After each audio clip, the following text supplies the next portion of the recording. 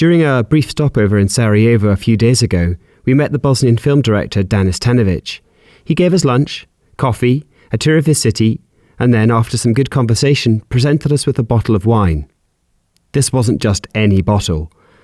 It had been presented to him back in 2001 as he was hoovering up awards, including an Oscar, for his debut film, and had somehow survived unopened. It also had an intriguing name. The wine, like Danis's film, was called No Man's Land.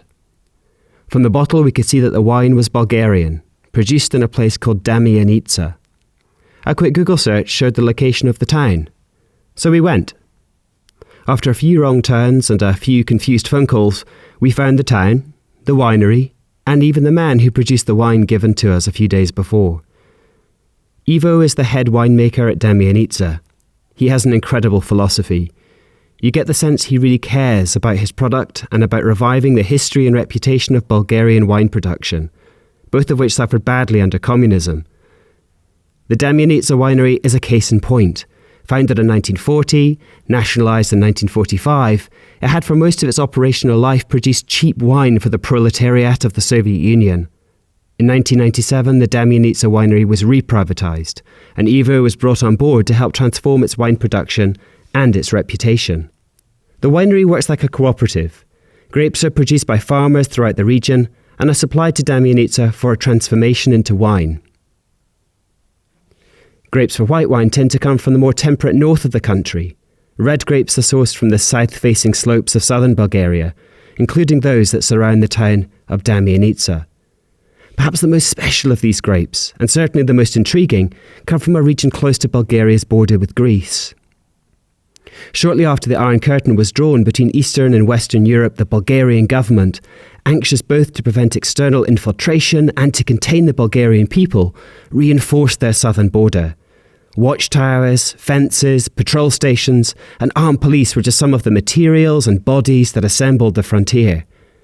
But the border was not simply a line. It was a vast zone of graduated restrictions. For Bulgarians, it was impossible to get anywhere near the border. Unless, that is, you were one of a handful of farmers producing melnik, an indigenous variety of grapes that fueled Bulgarian wine production throughout the Cold War. When the Damianica winery was reprivatised, they scented an opportunity to turn the architecture of the Cold War into an asset with international commercial appeal.